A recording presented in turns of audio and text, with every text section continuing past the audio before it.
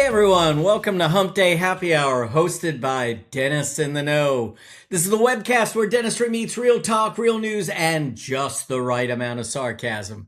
We're pulling back the curtain on the industry. We are talking to experts, educators, innovators, and the everyday clinicians who are out there doing the work. There's no fluff, there's no filter, and definitely no sales pitches that are disguised as education. If it's happening in dentistry, from clinical insights to regulatory curveballs, or maybe it's the latest scandal at the ADA, we're probably already talking about it. And yes, we are bringing the goods. It doesn't matter if you're a seasoned doc or anyone in the dental industry for that matter. Maybe you're a curious consumer, or perhaps you're just here for the banner. We welcome you all to the show because around here, we're not just in the loop, we are in the know. Hey there, everyone. I'm Dr. Jeff Horowitz. Sadly missed you all last week, but I'm back and I'm accompanied by two amazing clinicians and two great friends, Dr. Jennifer Bell and Dr. Chad Duplantis. I'm just saying that our lenses might be complementary tonight. Just saying. We didn't plan this, but it happened. There it is. Anyway, we created this humble platform together, and we did that just to make the dental world somewhat smaller, but a whole lot more fun. And tonight we have a really cool topic. I'm just going to leave it like this. What do dentistry, ranching, and real estate have in common? Just going to let you all ponder that for a little while, because we have a fantastic guest. Dr. Elizondo is with us here tonight, and he might be able to create the missing link as to how those three things go together: dentistry, ranching, and real estate. So I'm kind of excited about this one because I have no idea where this is going to go, but I'm sure I'll find out. So how you doing, my friends? Pretty good. Yourself? I've got a new computer. Very happy. The camera tells us all we need to know. The camera looks amazing. Yeah. It's this is first class, except I bought the model apparently with no speakers. But no, I know there's speakers on here, and maybe one of our smart listeners will text us or put something in the chat as to why my speakers would only work when I stuck the headphone. So you're hearing through the speakers out of the computer right now, not your... Do I look like I have headphones in? This is crazy. And watch. Well, I mean, you can't really hear what I'm really hearing. Hear it. Hey, but if I pull the jack out, the little RCA, you guys are gone. Are you in an echo chamber now? Well, now it's working again. Maybe it just needed... Never mind. Yeah. Jeff, can I tell Sometimes you just got to put something in the hole. That's Maybe what I'm saying. That's all it needed. Jeff, can I tell a story about you? Please. Okay. So, Jeff, I'm going to start this story with, I hope that you can keep track of this computer, because I gotta tell a story, and it's my favorite Jeff story. But Jeff and I started really hanging out in about 2016, 2017. And the first story I heard about Jeff is from a good friend of ours, Dr. Mark Geisberger. And Mark Geisberger says, dude, I got to tell you a Jeff story. And Jeff's right there. Jeff's right there while we're telling the story. He's like, dude, we're in a car on the way to the airport. And Jeff goes, I forgot my computer. He's like, we're on the way to the airport. We're leaving town. And Mark goes, it's in your briefcase. And Jeff goes, well, I forgot that too.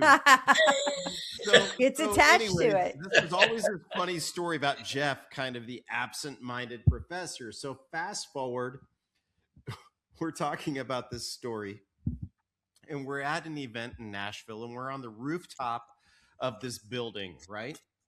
And so the event's beautiful, and the next day, our wives meet for the first time. We go to lunch. We're having a glass of wine, coffee, whatever it was. And Jeff's wife, like it's nothing new, says, Jeff, have you called the place that we were at last night yet? And he's like, no, I'll do that in a minute. They open at 4:00 or whatever. And she's like, well, you kind of need to get a hold of him. And I said, what happened? And she goes, well, Jeff got back to the room last night and realized that he left his briefcase and computer at the top of the building that we were at last night. And I said, oh. And Jeff goes, it'll be fine. We'll get it before we leave town today. I'll be damned if Jeff didn't get it. But Jeff, please keep track of this computer and keep track of your briefcase. I'm going to ask you to get an AirTag and please put it in both of them, okay? Yeah, you know what? I am going to do that. Thank you for that, Chad. I am going to invest in some AirTags. But that's one of the things that we love about you, Jeff. And the best is it's gotten to the point where Honey Badger don't care. No. Honey Badger, like, I know that stresses Chad out to no end, but I also lose things at a rapid rate. I can't tell you how many times I've had to rescue my phone from an Uber, and it has cost me a lot of money once to get it back from the Uber, having to track it on other people's phones to see if they can find my phone's location. And anyway, I can't judge you. I've lost more credit cards and phones than I think my husband would like to acknowledge. So I've been really good at leaving credit cards at restaurants lately. That's not hard to do. That's easy. Yeah. I've done that 2 or 3 times within the past 6 months. That's very unusual for me, but I'm usually, so in tune to the bill and you just forget to pull your credit card out. But I'm a fan of the restaurants that come around with the little click. Yeah. So here's what I do in restaurants. I'm good at getting my credit card back. And I don't know that it matters as much anymore, but I'm the guy that always does like the tip and signs the sheet and then takes that receipt instead of the one that was meant for me that you didn't fill all that stuff out. Right. For. That's my MO. Okay. So here's one for you all. Do you all use Apple Pay? Yeah. Somewhat, yeah. Okay. So my kids use it all the time. As a matter of fact, my daughter is really good at it at college. I bet. So last week we were on the beach and I asked, we rented a kayak for an hour, which by the way, as a 51-year-old man, I do not recommend because I hurt in places that I didn't even know existed on my body after we did that. So I tell Ava's boyfriend, I was like, hey, let's rent a kayak. I was like, and he's like, which I should have never said. And he goes, okay. So he goes over there and he's like, I go, hey, just go figure out how much it is. And he comes back and he goes, I love this kid, but he goes, it's $350 an hour. I go, $350 an hour to rent a kayak? And he's kayak? He goes, no, $3.50. I go, Caden, that's not right. So we walk over there. And neither of those scenarios make sense. No, 350 is too low, 350 is too high. So we go over there, and of course I read the sign, and God bless him, he does go to the University of Oklahoma. I don't know what they teach children there, but when I read the sign, it said $35 an hour. And Austin's probably laughing right now because he knows this kid and we love him, but he's a little bit out there sometimes. Yeah. So I'm like, Caden, it's $35 they don't teach decimal points at Oklahoma. Yeah, not $3.50, and it's clearly stated on the sign. I was like, let's get a kayak. And I was like, crap, I don't have my wallet. So the guy comes out and I was like, man, do you take this Apple Pay thing? And kid's like 21. He's like, yeah. I'm like, all right, so here's my phone. I go, can you help me figure out how to do this? Oh my gosh. Like, I'm mortified. He's like, yeah. And I go, dude, old people don't know how to use this stuff. And he goes, I really don't either. I've just watched enough people do it that I figured out how to do it. I'm like, okay, cool. Yeah, whatever. So I was amazed by this. This Apple Pay is amazing. I use it all the time. More and more I am using it now. Yep. Because I can't find any of my credit cards.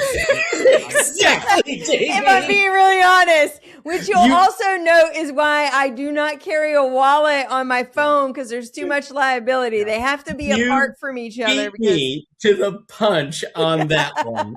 Yes, I would agree. That's funny. All right. Well, nothing about dentistry, but hopefully you've all learned your lessons about watching your shizzle. Yeah. Watching your shizzle and do not kayak at the age of 51. Two really good takeaways there. All right. I think we need to do some news.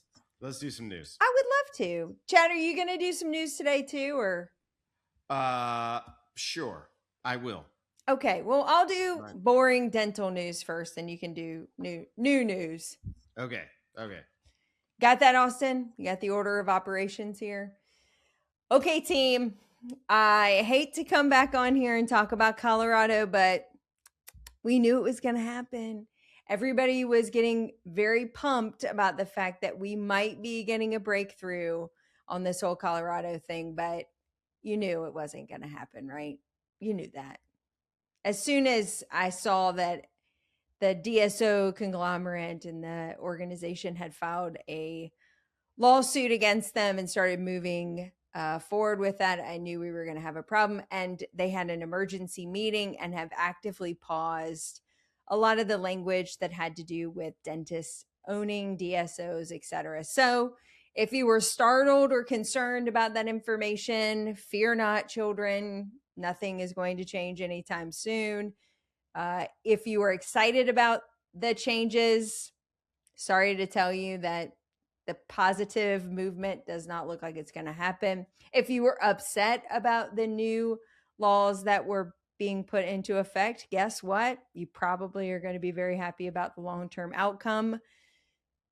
The jury is still out. They will now have to go through a formal process of review, but at least for now, they've paused the change in Colorado, and DSOs and dentists working in DSOs and non-dental owned entities, etc., can continue going on business as usual.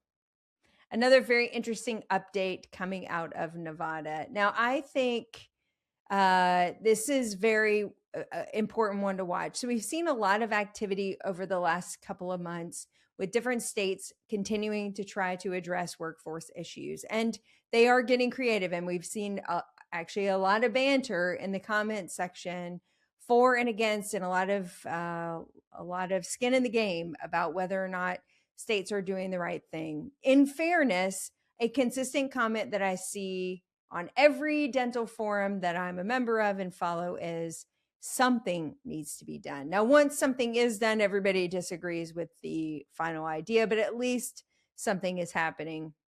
And so Nevada is kind of joining this new team of states that are looking at a kind of a mid-level oral preventative therapist that will focus on supragingival scaling and doing more of the hygiene duties, not treating periodontally compromised patients.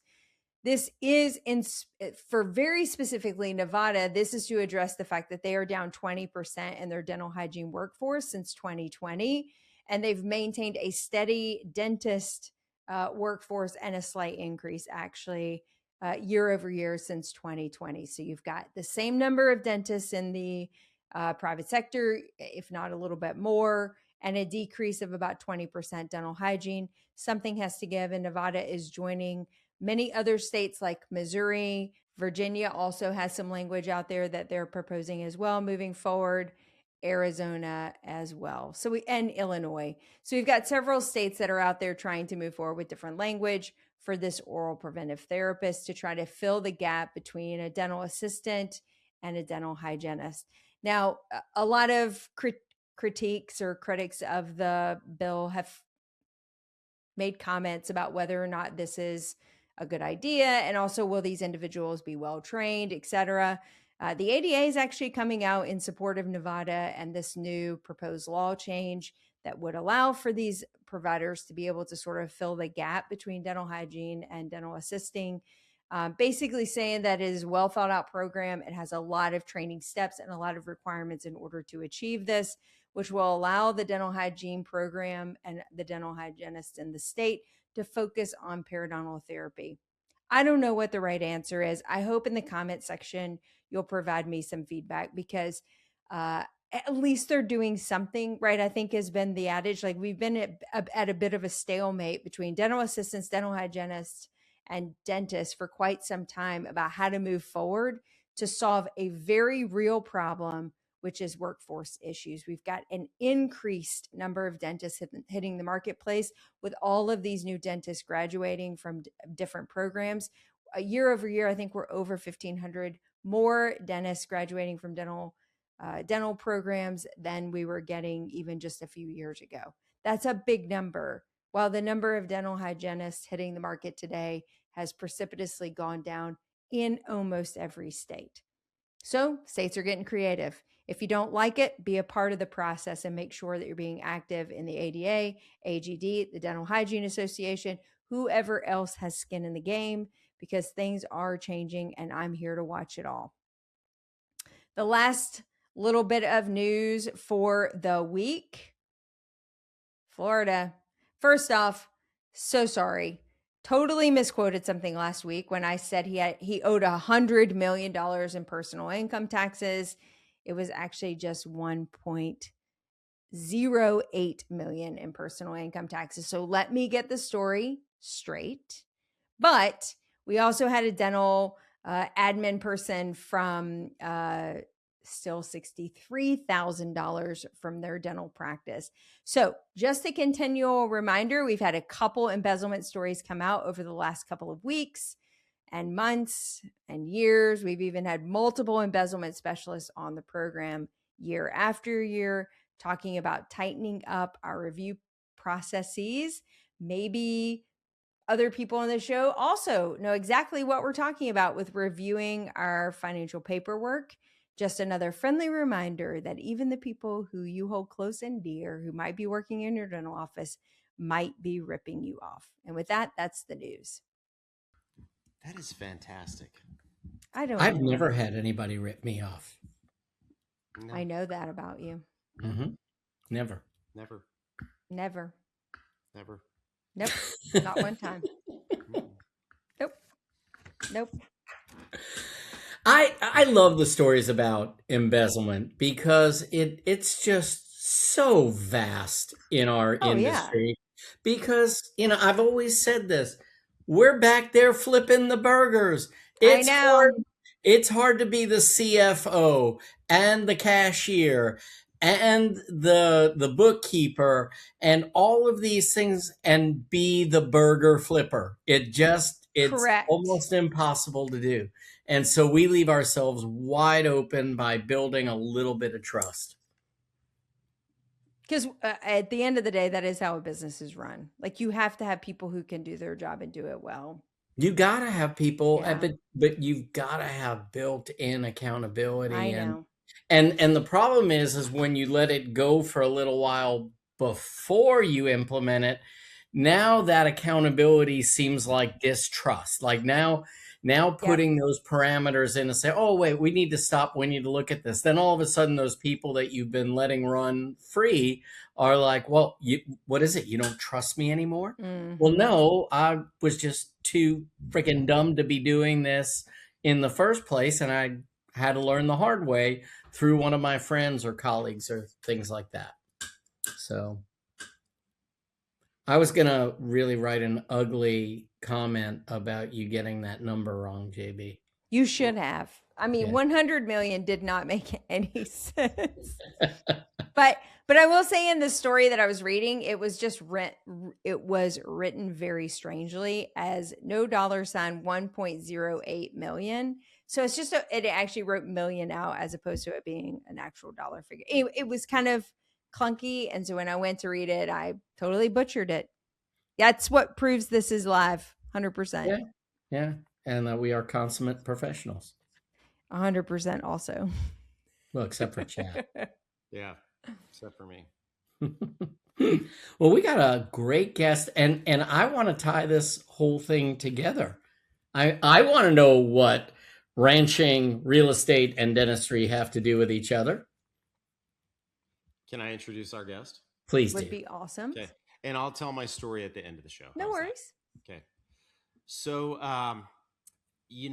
we were talking last week, and it kind of seems that there's a common theme that we really reconnect with people over continuing education, which is one of the best ways to connect with people. But when I was in dental school, we had upperclassmen that you just really, really look up to.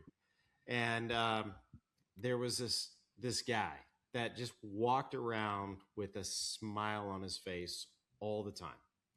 And that is our guest tonight. And it is B. Octavio Elizondo. However, I am just going to lovingly refer to him as Ocho because that's all I really knew him as. And so last year, 2 years ago, we were in Nashville together and we ran into each other, and it was just like we never skipped a beat. We had a good time, and of course at CE, you talk about other people and what they're doing and how life's going for other people, and you catch up and reminisce on friends and foes and all that stuff. But man, we just had a great time. And so anyways, Dr. Elizondo practices in Harlingen, Texas, which, like, if you take Texas and you look, you got the panhandle up here. Harlingen's like way down here. It's by South Padre. So there are some pictures of him on the internet with a male G-string. I am not going to share those tonight, but he does frequent the beach. No, I'm kidding.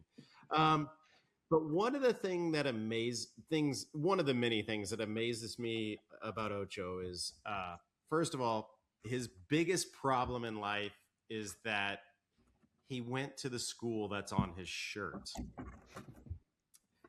And I went to the other school.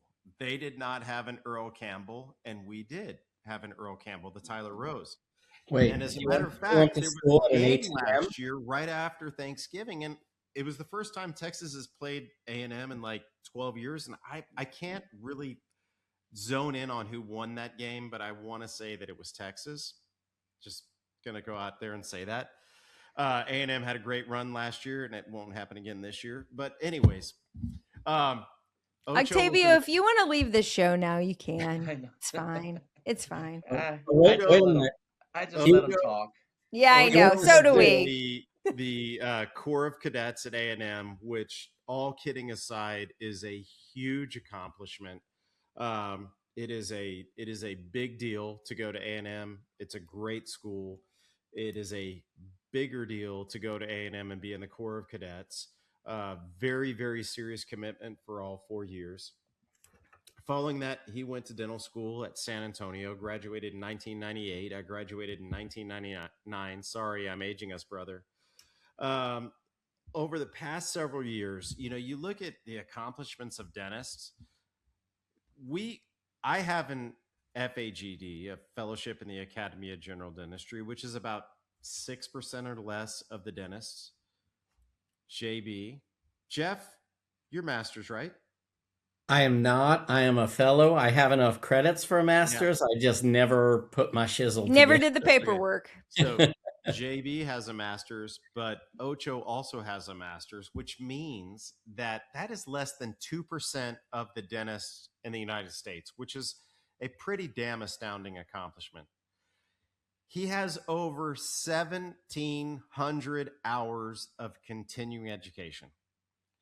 He's a member of several societies within dentistry, obviously the AGD being one of them. But where I met him was at the International College of Dentists, which I'm just going to say he deserves this, because the International College of Dentists is about people who give back, and he gives back. But what has amazed me over the years is I watch this guy. He's an incredible dentist. His lunches that he posts pictures of on Facebook, will make your mouth water. The guy goes and eats at these crazy places in Harlem. I'm going to send him a friend request right now. This Mexican food and stuff that he eats, I don't know how he keeps his figure, but holy crap, the stuff looks amazing. He raises Brahman, and what was the other breed of cattle? Brahman and Red Brangus. Red Brangus. Beautiful cattle. I mean, dude, this cattle that he raised, it's just absolutely beautiful. He breeds German shepherds. I don't know if that's intended or not, but no. he had a German shepherd that had a golden litter of puppies. And then the guy decides, within the past year, oh, I'm going to go get a freaking real estate license. And so you're like, oh, he's giving up on dentistry. Oh, hell no, he's not. This guy is truly a jack of all trades.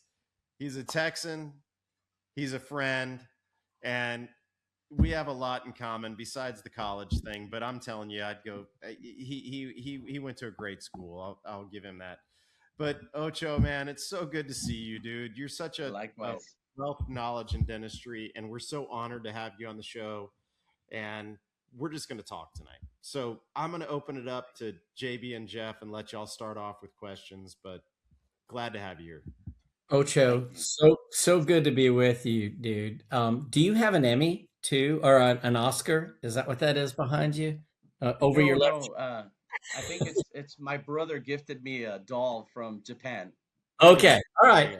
I didn't know it. I mean, why not throw acting into the mix? Is all I'm saying. But is it me, or if I had a little more Latino in my blood, could we not be related a little bit? You could be a little related. Yeah. Yeah. He's a lot nicer than you, though, Jeff. Like, he's very nice. It's a given. It's a given. Yeah, he's very nice. Well, great to have you with us. So, yeah. So I want to. So you were the upperclassman to Chad. Did you want to kick him in the teeth the first time you met him? No. He was a great guy. I remember actually when I was the Dental Student Association president my senior year, my 4th year. And I don't know if you remember this, Chad, that I actually went over to your office, your cubicle, and was encouraging you to run for DSA president because I thought you were a great guy and I thought that the Dental School Association would benefit from having someone like yourself as the president. But then you didn't run. Somebody else ran and you decided you didn't want to run for president. So, but anyway, it's just I remember funny enough, very fondly. He's still practicing in that cubicle. Yeah. They haven't let me out. They haven't let me out yet. So but I remember that clearly, going over and seeing you to say, "Hey, Chad, I think you should run for president." Well, I appreciate that, but politics has never been my thing. I've got too many skeletons in my closet, man. Even for dental school, dental association president, like, how ruthless is it in Texas? Yeah, it's ruthless. So let's start with the ranching thing. Like where so maybe we just do a journey. Yeah, congratulations, Dr. Elizondo. You've got your Doctor of Dental Medicine or Doctor of Dental Surgery, whichever that is. So what are you going to do next? I'm getting into ranching. Or what happened? What was the progression of what happened there? Yeah, tell us about your journey after dental school. Yeah, I graduated from dental school and I moved back home to Harlingen area, and I just decided I've always worked with cattle and ranches and things like that, and so that was my plan. When I went to A&M, my plan was to go to vet school, but every person that I spoke to when I first started at A&M, they said, "Oh no, you're not gonna make it. That's a really hard major. You're gonna fail." And so I kind of just was really good at math, so I was an accounting major for 2 years at A&M. And then I said, I'm not happy doing this. I want to be a veterinarian. So I went and I switched majors into biomedical science. And as I was doing that, I was gung-ho, I'm going to go to vet school. So I've always had a love for large animals, cattle, horses, things like that. Well, one of the required classes was to listen to different professions. It was like an introductory course. So I go to this class to sit there and listen to a dentist. And the dentist that came to talk to us was Dr. Joseph Barón. Oh, dude. And, oh, man. I fell in love with Dr. Barón as a person, just an absolutely wonderful man. And I just, to this day, I love him to death. And I went up there and I said, I think I want to do what you do. And he said, and I was in my uniform in the Corps and stuff. And so he always tells me, you stood out because you were in your uniform. And there's not a lot of us at A&M that were in the Corps. There was maybe like 1,600 Corps members in the whole school. And so we stayed in contact, and I applied to to dental school. And I remember I only had one interview, and it was with Dr. Carr. And I saw all the other students had 2 interviews. I only had one. And I went in, and I remember Dr. Carr telling me, he's like, I just wanted to meet you. Dr. Barón spoke very, very highly of you. And I want you to know that you're coming to dental school here. And so I went to dental school. And I still stay in contact with Dr. Carr and Dr. Barón. Awesome and Dr. Barón just really believed in me. And he always tells me, just the fact that you were in the Corps and you had good grades, I knew you were going to be okay. And so that's how I became a dentist. I wanted to be a vet. Dude, so I'm going to take a little sidestep here because I want to let these two know, and this is a great segue for anybody trying to get into dental school. I think this is wonderful. Dr. Barong is one of the best people I've ever met in my life, and I've got to tell you both a story. You both have met my dear friend Dr. Gary White, who's been on our show. So somebody was asking just a minute ago on Facebook about their child that was trying to get into dental school, and Dr. Barong loves Aggies, but he also loves Longhorns. He went to Southwest Texas State, which has no enemies. Yeah. But anyways, Dr. White, my good friend who's been on the show, had applied to dental school. It was his 3rd time applying, and he had just kind of given up. He was like, you know what? I'm going to go to University of North Texas, and I'm going to get a master's in public health, and I'm going to still apply to dental school. But if I don't get in, I'm just going to do this. So anyways, Dr. White graduated from college, is moving into University of North Texas. And this is my 3rd year in dental school. And he knew that Gary and I grew up together. And Dr. Barong calls me out of class the first week of school and says, Duplantis to Barong's office. And he was an associate dean. Yeah. So of course you go racing in there and you're like, oh my God, what did I do? I mean, am I in trouble or whatever? And I walk in there and he goes, hey, the squeaky wheel gets the grease. And I said, yes, sir. And he goes, Dr. White has been to this school, or he goes, Gary White has been to the school several times. And he goes, he really wants to be a dentist.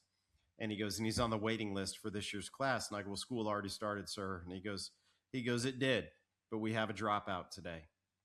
And he goes, and I remember Dr. White really wants to go to school here. He goes, do you think he can be here tomorrow? And I said, I think he might be able to. So my parents and Gary's parents were best friends. He goes, what's his phone number? I go, he doesn't have a cell phone. I mean, this is 2001. And he goes, you have his dad's number? And I go, let me call my dad. And he goes, all right. And so he goes, give me the number. So I give him the number and I go, hey, can I do something? And he goes, yeah. And I go, can I let him know he got into dental school? And he goes, yeah, but give the phone to me right afterwards. So we call Gary and I get his dad on the phone. His dad's sweating. And I said, hey, what's going on? And he goes, man, we're just moving a bunch of crap into Denton. We're trying to get Gary situated. I said, take everything you put in the apartment out. And he goes, what do you mean? And I go, I got somebody you need to talk to. I hand the phone to Dr. Barong and he goes, hey, Gary, can you be in class tomorrow morning at 8:00? And Gary goes, yes, sir. And that's the type of person, and that's what dentistry needs. And Gary moved everything out of the apartment, had no idea where he was going to live, came down. We found him a place right across the parking lot from me. But that's what dentistry needs, is more of Dr. Barong. And I'm glad you had a great experience with him too, because I still keep in touch with him. Just a wonderful human being that he epitomizes what dentistry should be. And he epitomizes what a person should be. Absolutely. Absolutely. In everything he does. He's just top-notch individual. He is, man. So that's how I ended up in dental school. And I got out. I still had my love for animals. And so I went and I bought some acreage, and I started buying more acreage and more acreage. And I started saying, well, I can't just have land. So you got to put some cows on it. Someone's got to cut the grass. And so I put cows, and then I looked over and I had my 2 daughters who were 8 and 7. And I said, well, they're old enough to show animals in the stock show. So I made some corrals and started just breaking cattle, and I would train them to where they were just the most gentle, docile animals, because my daughters were going to show them.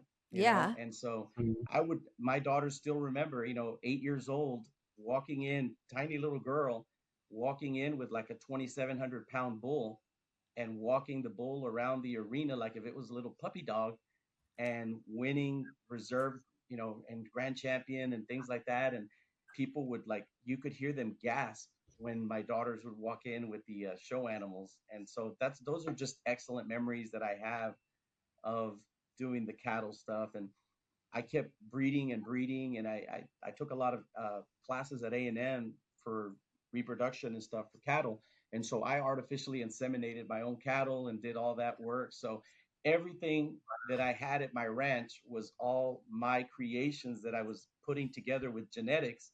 And I mean, it was absolutely a great time. It was just a very difficult time as well. Just it's a lot of work. It's a lot of work. How do you, So okay, what were you in private practice, or what was clinical dentistry like for you as you were kind of going through? Because I know the life of a rancher, 2 a.m., you're caffing or whatever, I like, am. right? So what does that look like in you're doing clinical dentistry? And and this is all I know it's hard to believe, but it's all true. I have friends that always tell me, I don't know how you did it, but I worked public health. And so one of the best things I ever did out of dental school was work in public health. Mm-hmm. But one of the worst things I did was work in Work in public health public for health. too long. Yeah. Okay. So I Okay, should have fair. stayed for the first 3 to 4 years and had my loans repaid. And then, and I had a private practice during that time. So I was practicing into the evening. I mean, I wouldn't go home till 9 o'clock at night. So I didn't start the cattle stuff until later on. I mean, at the very beginning, the first 4 or 5 years, I bought land and stuff, but I Yep. didn't have cattle. Um, and so I stayed in public health almost 10 years. And so I think that was kind of like a detriment to my career. But then once I finally left and started working full time, um, I kind of felt like, man, I'm not doing, I don't feel satisfied. I don't feel fulfilled professionally. So I joined the AGD. And again, it's always about who you run into Yep. because Chad, I mean, I don't know if you know Dr. Brad Williams, but he's a Yeah. instructor. He's an instructor with the American Orthodontic Society.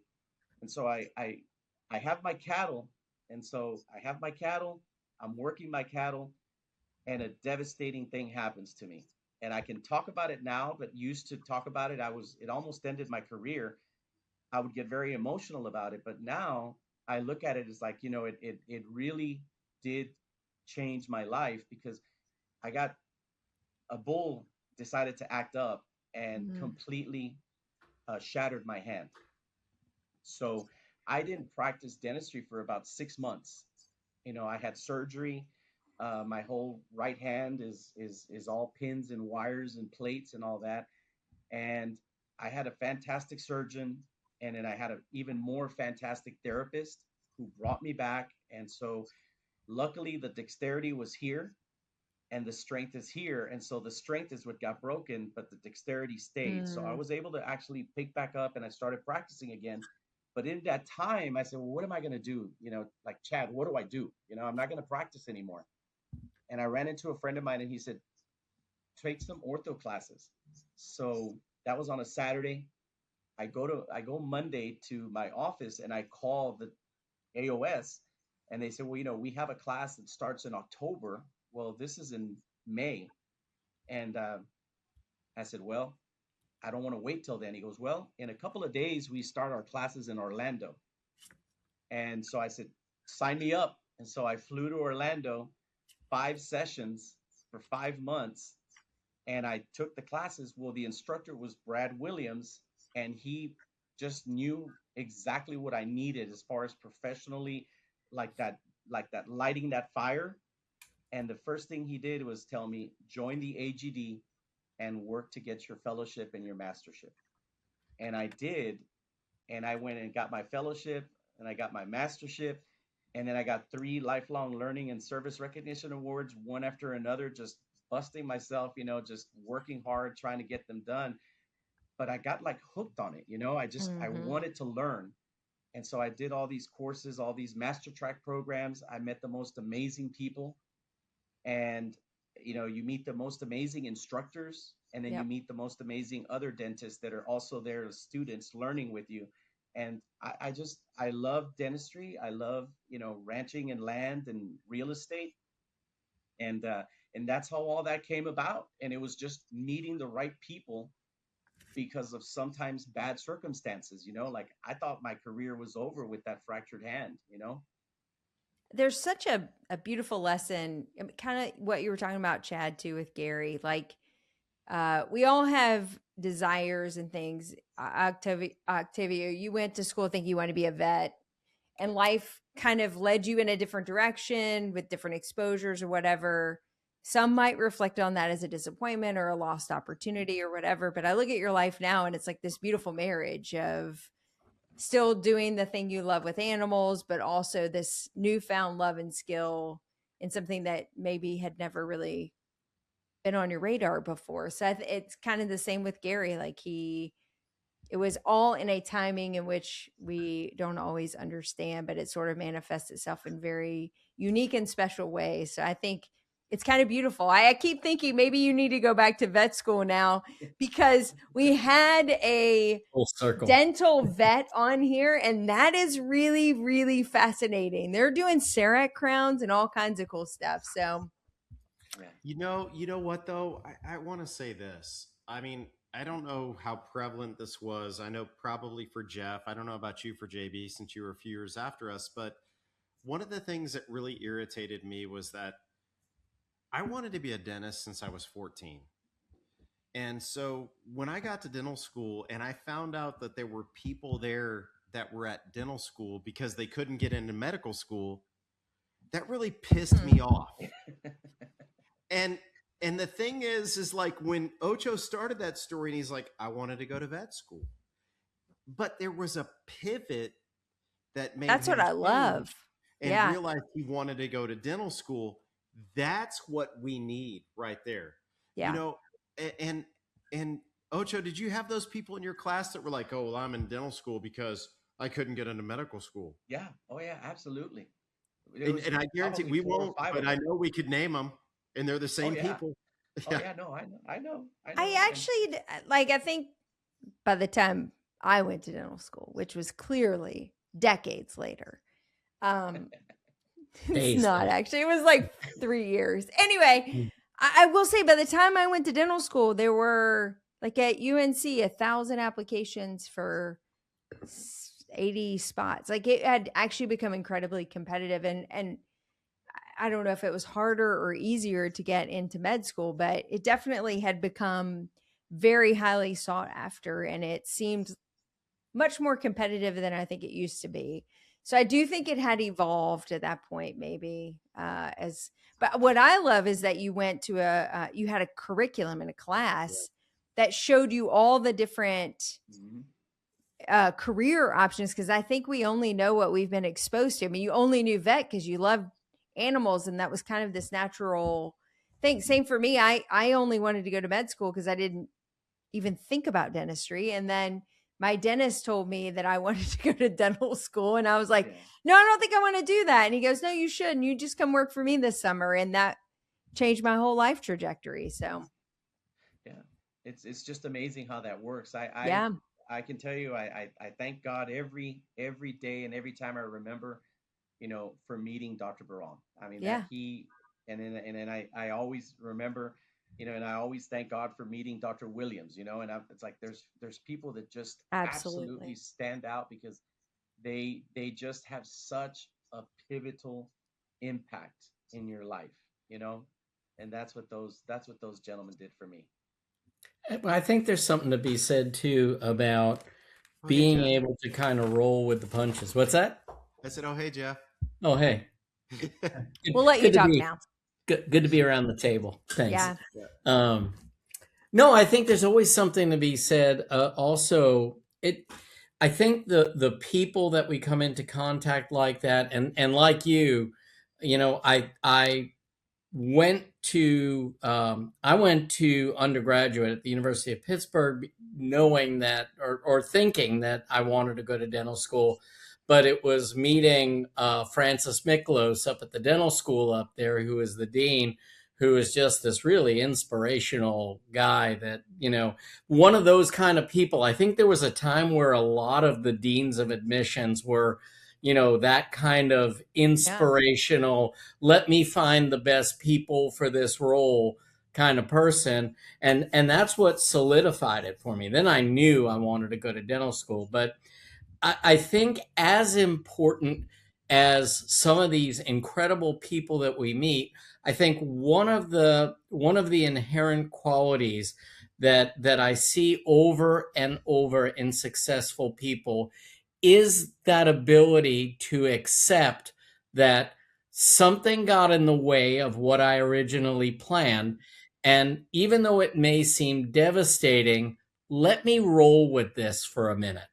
Let me take this in, and to have the ability to pivot and try something new, or at least open your mind to something new, and not just see the fact that, well, what I wanted didn't work out, I'm a failure, or the world is against me. I really think that in every successful story that I see, and all the successful people that we've interviewed, that seems to be the common trait, that they had someone amazing in their life that opened the door to something new, but also that person was willing to accept something new, and to open their mind into a different direction than what they had originally thought they wanted. Yeah. Yeah. Great story. All right, let's talk about education, because I think 100%. there's a lot of, obviously, lots of options out there, lots of opportunities. Talk to me about what education has meant for you as a clinician, both from a clinical perspective, but also just personally, and the impact that it's had. And if there are particular, like, I know you've talked about Master Track, which I think are some of the best courses out there. I think phenomenal people who attend, phenomenal people who teach. One of my favorite Master Track programs that I took was taught by my dear friend Jeff Horowitz. So, like, there's some amazing clinicians out there that are teaching. Who was that, JB? I'm sorry, I said Turby Phil. That's what I said. Yeah. Yeah, that's I meant to say Turby Phil. That's actually what I meant to say. Anyway, I loved his. Yeah, they were actually really good. But anyway, I think it's an interesting topic, because newer grads coming out today have a significant amount of debt that they've already paid towards this education, which we had a very different perspective, I think, on that. And certainly our debt load was very different at the time. And the reality is there's still so much that they don't know or get in dental school. So talk to me a little bit about your educational journey, the value proposition.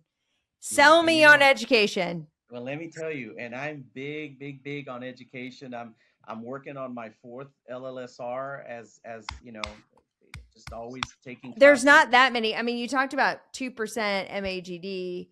He's probably now in the 0.005%. Would you pause and tell us what LLSR is? It's an award that you can get through the Academy of General Dentistry. Once you finish your master track and you get your mastership, you get your MAGD. It follows it, and it's basically an award that you get by providing a certain amount of hours of pro bono work, giving to dentistry, functioning in directorship positions in an organized dentistry. You have to take 150 hours of hands-on courses and another 350 hours of courses, just regular lecture courses. And so they're very hard to come by. They require a lot of work. It's not just CE. You actually have to give back to your community. And there's a group here in the Rio Grande Valley that I work with. It's the Dentists Who Care. And so they do a lot of functions down here to try to help the needy children, mainly like children. And so I'll donate a lot of my services to them. uh, you just have to work really hard at just giving to your community, giving to organized dentistry, and then doing the courses. And so when I was in one of the master track programs in Florida, I met Dr. Tony Menendez, and he's from Florida. Coral Gables, I believe, is the city. But anyway, he was one of the instructors there and one of the mentors there, and he had six, and so he had five, and he was working on six. And I said, I'm getting my third one, and I hope to one day catch up to you. And he says, I hope you do. And so when I was getting my third, he was getting his sixth. So, you're making it really Tony. difficult for me, so I'll just keep working on that. And Tony, calm down there. Yeah, and then he tells me, well, there's the guy somewhere in the East Coast that has 8, and I'm trying to catch up to him. Who is that? Forget it. I'll be working on it. I'm gonna have to look this up. I gotta know who the guy is with 8 LLSRs. Yeah, he tells me we got to get him on, actually. Yeah. 8 LLSRs. Carol Wooden has one of those. They bring several me action to do them. I enjoy the fact that I'm able to give back to my community here, and so I enjoy that. But I don't want to like upset anybody or any groups or anything like that. But I can tell you that if I was gonna, and I do when I speak to dentists and dental students that are coming out, that are young dentists here in the area, and they ask me like, hey, how can I get the most bang for my buck? Mm-hmm. And I tell them, I mean, you can be a member of a lot of associations out there, a lot of organizations out there, but all you have to do is pay money and you're a member. And to me, that doesn't bring anything to me. Like, I don't want to pay money to say that I'm a member of something. I want to be a part of a group that is actually making me a better dentist. Yep. And in my opinion, the Academy of General Dentistry is the way to go. And they're not paying me to say this.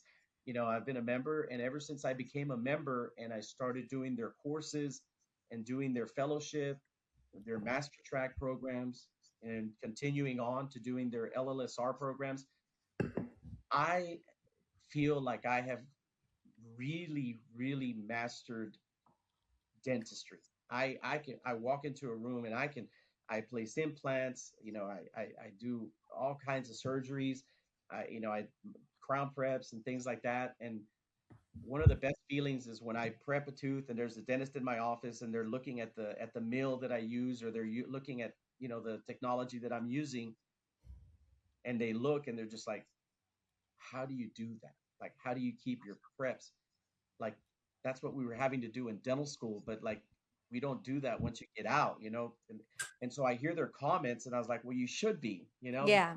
You shouldn't be, doing substandard dentistry, but that happens. And so I feel that doing the Academy of General Dentistry programs really did level me up so much more than what I would have been if I had not done it, and just the knowledge that you just gain from the classes, the people in the classes, doing your presentations. I mean, you just don't show up, you have to go back home and you have to go to your office, you have to develop a protocol. You have to go in and do a lecture presentation in front of all the master track, programmers, the what do they call them? I guess the proctors or or cards, the monitors, the proctors, Yeah. but they actually sit there, and all the other doctors that are in the classes, the other dentists there, they sit and watch your lecture and ask you questions. And it's the most nerve-wracking thing you've ever do, because they're looking at your work. And it's just, to me, that's been the most return on my investment as far as becoming the best dentist that I can be. Don't you think community is such a huge piece of that, though? I mean, Yes. we can all there's so many great courses, and there are great courses online, and there are great, live streamed. There's a lot out there, but there is so much more that comes from being in that community and being able to share experiences. Like, everyone leaves a master track and then they go back and try it and they prepare for their presentation. And that's when everybody learns what all of the potential problems and side effects are. And then it's when you're sitting in that course and you have the opportunity to turn to the guy next to you. Hey, did this happen to you? Did you have this issue? Because you don't feel alone. When you're by yourself, that kind of makes you feel like a failure and like, oh, I don't need to do that. When you hear other people are having the same issues and same concerns, it's validating.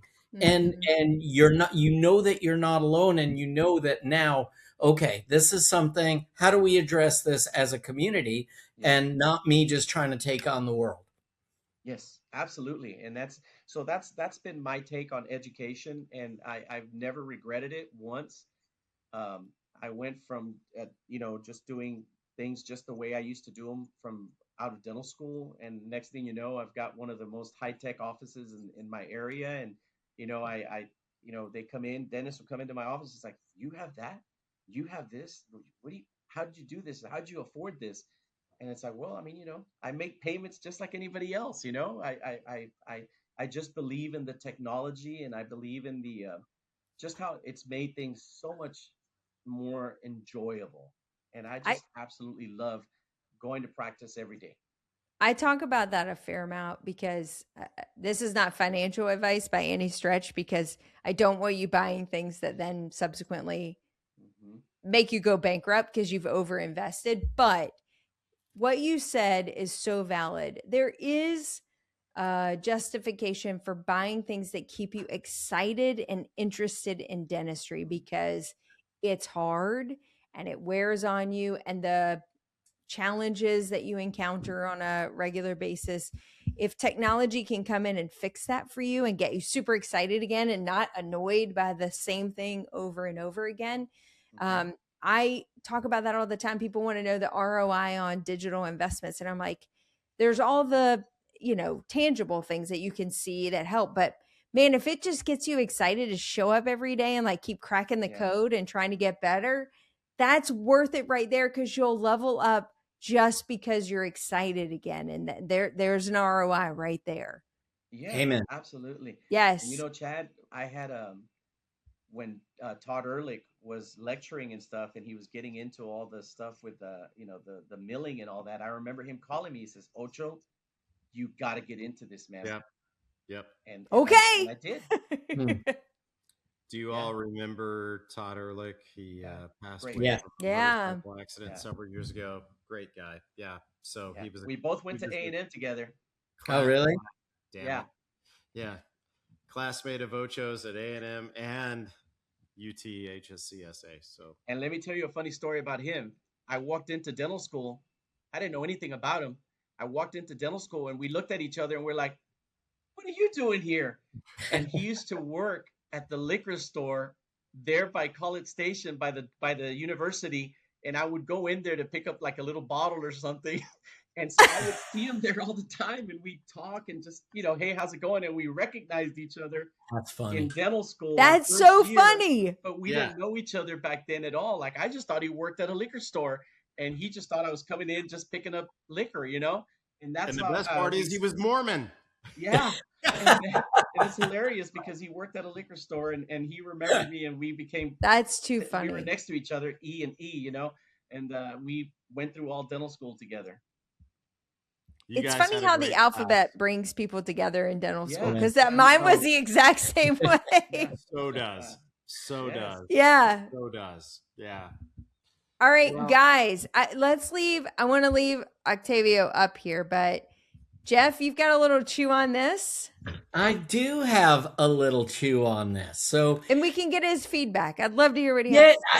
Please give us your feedback, because we're trying to do some things that also get the public interested in not necessarily what we're doing, but in understanding about dentistry. So this whole little chew on this thing is just little tidbits to make the public think, and maybe think a little bit differently about why dentists are doing certain things or asking certain questions. So today's chew on this goes like this. Is grinding your teeth really just about stress? We've all been told we grind our teeth because we're too stressed out. Well, chew on this. Bruxism is way more complicated than that. Mhm. Sleep bruxism is associated with sleep arousals and very often can coexist with sleep disordered breathing, sleep apnea, medications, and so many other factors. So before just asking your dentist to make an eye guard, why not ask, do you have any insights as to why I may be grinding my teeth? Because that can open the door to other areas that can absolutely improve your health. Wow. Yeah. I think that's so true. Yeah. A sleep test should be ordered. 100%. 100% before we start making an eye guard, because we know that, if the patient does end up having sleep apnea, that night guards make more than 50% of those patients worse. Yeah. So I think questions like that, going to dentists, finding dentists that are not just telling you what's wrong, but are asking the question, why did it go wrong in the first place? That's really, I think that marks a really great clinician versus a good clinician, is someone who's asking those questions. Also, Great talk. function Great topic. and attrition is not always bruxism. Can That's we all right. agree on that? Absolutely. Just because there's wear patterns doesn't mean it's nocturnal Perhaps that's the next chew on this. bruxism. I see a number 2. I see number 2. A chew Who do. does number 2 work for? I just want to hang out with Ocho now forever. I do too. I love Chad, Ocho. you're out. Ocho's Yeah. in. It's the way it is. I feel like he looks more like my brother than the brother I found out that I had. That's actually looked like my factually true. I saw your brother. Ocho looks way more like your brother than your brother. Yeah, so you see, growing up, I always thought I was just Mexican American, and then I did that DNA test, and it turned out I was more Portuguese and Jewish than anything. He is your brother. Elizondowitz. I am actually. Brothers absolutely.